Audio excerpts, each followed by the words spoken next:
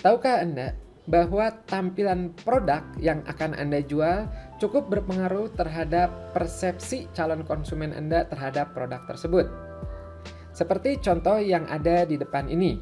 Seandainya Anda akan menjual pulpen, sebaiknya ditampilkannya seperti apa ya? Apakah sebaiknya ditampilkan secara horizontal atau tiduran, atau sebaiknya tegak atau vertikal? Nah, bahasan itu akan dibahas pada sesi video kali ini. Dan menurut kami, ini cukup penting bagi Anda yang menjual produk atau Anda yang mendesain untuk iklan. Atau untuk Anda yang terbiasa membuat desain untuk iklan. Nah, kita lihat lagi contoh berikutnya, yaitu adalah penjualan lipstick. Ini contoh dari yang dilakukan peneliti tersebut. Kalau Anda perhatikan di sini, ada dua buah lipstick yang sama persis. Yang beda hanyalah tampilan produknya. Pada contoh yang kiri, lipstiknya dibikin secara vertikal atau berdiri tegak, sementara yang kanan ini adalah horizontal. Tapi tahukah Anda mana di antara dua produk ini yang memberi proyeksi dipersepsikan sebagai produk luxurious, mewah, dan dapat berdampak pada meningkatnya persepsi harga suatu produk dan otomatis juga berdampak pada keinginan untuk membelinya? Jawabannya adalah yang kiri, atau kalau kita lihat di sini adalah yang vertikal.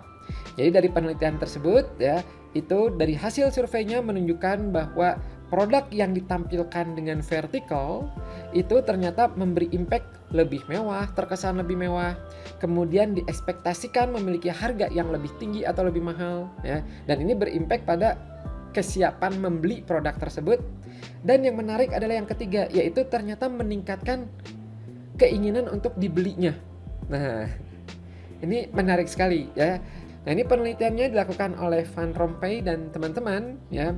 Inti dari penelitian ini adalah usahakan tampilkan produk yang akan Anda jual secara vertikal, terutama untuk produk-produk luxurious atau mewah ya. Nah, dari penelitian yang dilakukan, ini adalah perbedaan ketika produk itu ditampilkan secara vertikal dan horizontal ya. Vertikal ya, yang biru ya, kalau kita lihat di sini luxurious levelnya lebih tinggi. Luxurious itu berarti terkesan mewahnya lebih tinggi.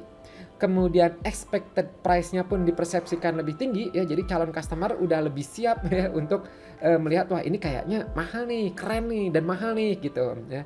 Dan yang menarik adalah yang ketiga, yaitu adalah purchase likelihood-nya pun ternyata lebih tinggi. Ini buat kita yang suka jualan ini penting banget ya. Wah, berarti meningkatkan keinginan orang untuk membelinya.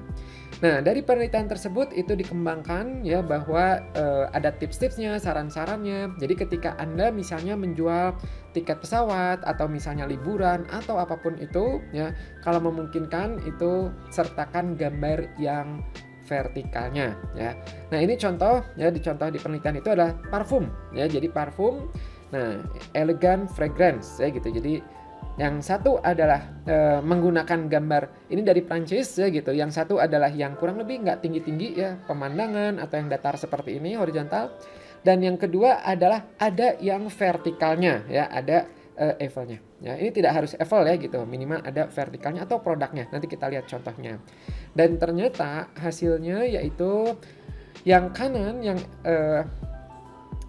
yang ada vertikalnya ini meningkatkan persepsi luxurious, mewah di parfum tersebut, expected price seperti sebelumnya, harapan harganya, dan purchase likelihood-nya ya, atau keinginan membelinya ya gitu. Jadi kebayang ya kalau misalnya Anda mau menjual suatu produk, disarankan ada vertikalnya. Kembali ke pertanyaan yang awal tadi, untuk pulpen berarti mana nih yang sebaiknya Anda pajang? Tentu kalau melihat dari teori barusan, yang kanan atau yang vertikal ini lebih pas ya. Kita coba satu lagi, ketika Anda punya buku yang akan Anda jual, manakah yang akan Anda tampilkan ya? Kalau melihat dari sini, maka yang kiri lebih pas ya. Yang kiri di sini kalau kita lihat dia vertikal dibandingkan yang kanan horizontal ya. Jadi usahakan seperti itu. Oh ya, sedikit informasi, ini linknya bisa Anda buka ya. Jadi kangafif.com/ebook itu ada salah satu ebook saya 124 halaman yang membahas tentang langkah-langkah dan informasi detail tentang bagaimana membuat konten mengajar online seperti contohnya video ini ya. Semoga bermanfaat dan sampai jumpa di video berikutnya. Bye bye.